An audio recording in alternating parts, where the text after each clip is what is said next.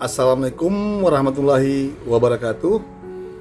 Apa kabar sahabat Kicomania Murai Batu? Hari ini jumpa lagi sama saya Dharma. Kita cerita-cerita lagi, kita konten-konten lagi lah. Oke, salam Murai Batu Mania Indonesia. Pahami karakter, berani otatik settingan. Oke.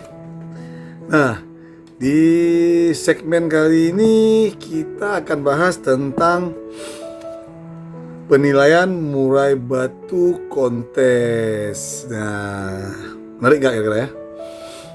Jadi ada beberapa sahabat Kicomania Murai Batu. Nah, cerita sedikit. Itu berlomba, ikut kompetisi, ikut kontes.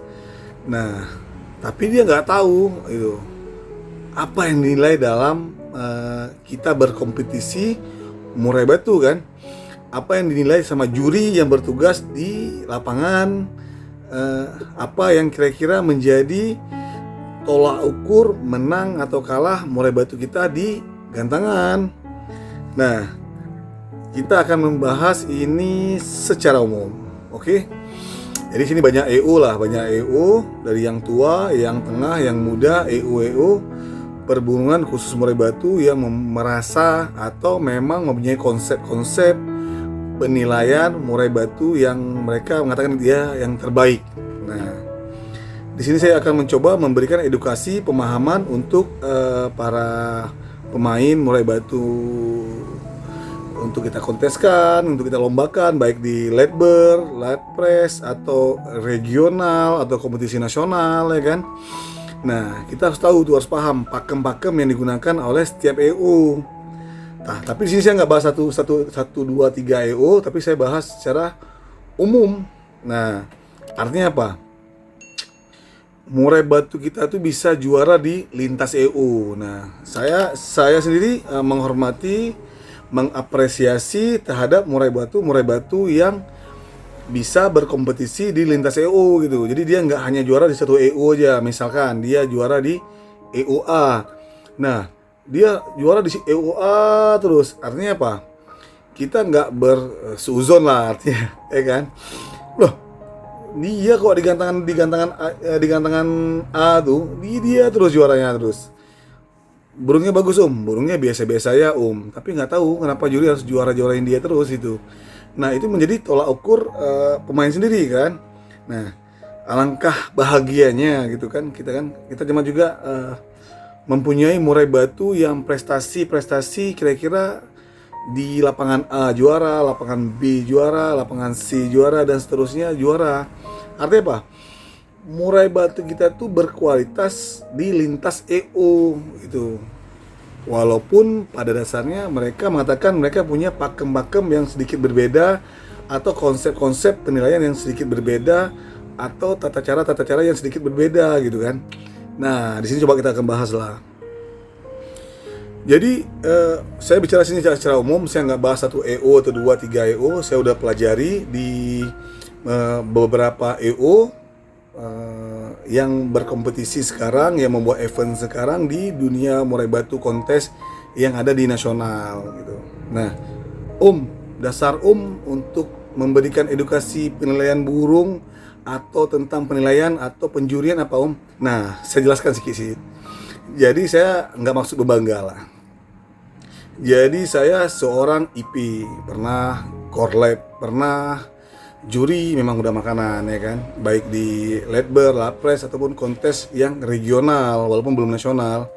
Tapi setingkat piala wali kota dan gubernur saya pernah jadi pemimpinnya, pernah jadi pengandilnya, pernah jadi IP dan korlap. Nah, jadi sedikit berbangga lah. Oke, jadi saya sedikit banyak paham lah tentang penilaian burung murai batu di lapangan. Jadi saya bisa bicara. Nah, di sini kita akan membahas dulu, kisah-kisah dulu lah. Nah, kisah-kisah dulu sebelum masuk ke topik, kita akan kisah-kisah dulu. Nah, penjurian dalam murai batu sendiri itu ada banyak sistemnya. Nah, sistem dari yang sistem A, sistem yang mencari burung langsung burung juara, atau sistem B menggunakan blok dorong, atau sistem C yang menggunakan sistem cuman duduk aja dia nilai burung keseluruhan, ada konsepnya dari itu. Jadi dia burung dengan tangan, dia di kursi, juri 1, 2, 3, 4, 5, 6. Jadi dia cuma menilai burung. Ada satu lagi konsep lagi penilaian burung tuh, burung murai batu tuh ditaruh di depan, ada 10. Nah, jurinya burung murai batu di panggung, jurinya di bawah melihat burung tuh juara. Jadi 10 burung dinilai yang mana yang paling bagus suaranya, yaitu langsung. Sebenarnya yang menarik dalam penilaian murai batu sendiri, dalam kontes nih banyak konsepnya dari itu. Sekarang ada G36, ada G324, ada G20, ada G12. G itu sendiri adalah gantangan, mempermudah juri dalam menilai murai batu kan, itu dia. Nah, walaupun sekarang udah ada sistem di beberapa EO yang tidak menggunakan IP dan core lab, jadi juri langsung memutuskan dengan sistem terbuka, dengan sistem pengajuan, terus nominasi, terus yang juaranya itu ada konsernya A dan B. Kalau di satu EO lain ada A, B dan C. Nah, itu tergantung EO yang bermain, yang membuat kegiatan perlombaan kontes murai batu. Ya gitu. Jadi sahabat Kicomania murai batu harus tahu tuh pakem apa yang dipakai. Terus burung nih bisa nggak main di EO nih? Burung nih bisa nggak dibawa di EO nih? EO nih kira-kira bener nggak curang nggak? EO nih kira-kira jurinya punya kemampuan yang bagus nggak dalam nilai burung? Nah, sebagai pemain terus bijak gitu, sahabat Kicomania murai batu. Jadi banyaklah sistem-sistem penjurian. Nah, di sini kita bicara tentang pemain dulu lah. Kita juri biar mereka menilai. Nanti kita akan menilai gimana. Nah, apa nilai secara umum dalam penilaian murai batu kontes? Nah, situ ada pertama adalah di irama lagu. Nah, para pemain, kita bicara pemain lah, bahasa juri. Para pemain harus pahami irama lagu yang bagaimana yang menjadi tolak ukur juri bisa membuat burung kita juara. Nah, jadi irama lagu itu adalah susunan lagu-lagu burung yang dinyanyikan oleh murai batu dengan baik dan benar sehingga membuat juri menarik untuk memberikan nilai yang penuh. Nah, itu dia. Nah, contohnya misalnya coba contoh gimana materi yang bagus atau irama lagu yang bagaimana kan, yang kira-kira dinilai sama juri yang kira-kira juara. Nah, jadi misalnya ini, dia bunyi jalak suren, terus ditembakkan maci lilin, terus dia bunyi misalnya apa misalnya kira-kira ya suara-suara yang variasi lah, misalnya jalak belong misalnya, terus tembak sama rambatan. Terus intinya apa? Setiap lagu-lagu itu interval tembakan, ada intervalnya lagu-lagu burung kecil yang bernyanyi merdu dan ditutupi dengan tembakan lagi. Nah, itu akan membuat irama lagu murai batu kita akan menjadi lebih menarik, lebih enak didengar sama juri. Juri akan lebih mengapresiasi penilaian penuh. Kalau dalam satu EO itu nilai penuh 38 dikasih mentok itu burung tuh. Nah, kalau punya irama lagu yang bagus, artinya dengan tertata rapi, intonasi yang bagus, artikulasi lagu yang jelas, misal dia buka kenariannya dia penuh, full sampai dengan yang sempurna, itu akan memberikan penilaian yang bagus. Cililinnya yang dengan sempurna, terus apalagi kapas tembak dengan sempurna. Nah, itu akan menjadi penilaian yang baik gitu. Suara lebetan tembakannya, misalnya ini buka suara Blackstrut misalnya, lagu Blackstrut tembak dengan lebet gitu. Nah, itu akan menjadi nilai plus untuk penilaian murai batu kita, sahabat Kicomania murai batu. Nah, tadi kita udah bahas irama lagu. Yang kedua itu ada durasi kerja. Nah, saya di sini taruh memposisikan itu di durasi kerja. Nah, untuk murai batu kita supaya juara di gantangan, kita harus punya durasi kerja yang bagus. Nah, sebenarnya saya ini menempatkan posisinya tuh nggak di bawah. Jadi antara irama lagu, sampingnya durasi kerja. Nah, itu harus sejajar, harus sama tuh. Jadi burung tuh nggak berjeda. Jadi durasi kerja itu adalah burung berbunyi, beraturan, berirama lagu yang bagus di awal, tengah, dan akhir dengan sempurna. Itulah namanya durasi kerja. Menjadi burung kita bisa dikonserkan sempurna dengan juri-juri yang bertugas. Nah, yang ketiga itu ada volume.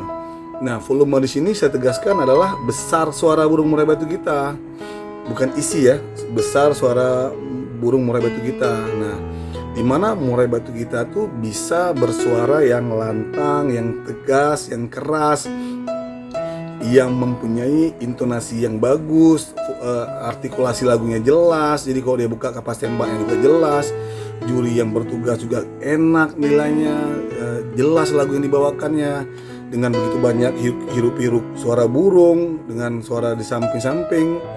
Walaupun sekarang udah ada sistem non teriak. Nah, artinya apa? Burung kita tuh punya kemewahan dengan volume yang besar, yang tegas, yang keras, yang dia bawa intonasinya jelas, artikulasinya jelas. Nah, untuk volumenya. Nah, yang terakhir adalah fisik. Nah, fisik sini adalah kesempurnaan antara dari ujung paruh sampai ujung ekor, jadi dia nggak cacat gitu. Saya rasa juga tahu kan. Terus gaya. Nah, gaya juga menjadi penilaian penjurian gitu. Masalah presentasi sini saya nggak bahas. Dia mau irama lagu 70% kayak mau volume 30% dan lain 30%, serahlah. Yang pasti kita membahas apa-apa yang nilai burung kita supaya juara di gantangan. Nah, akhirnya ada gaya. Nah, gaya sendiri itu adalah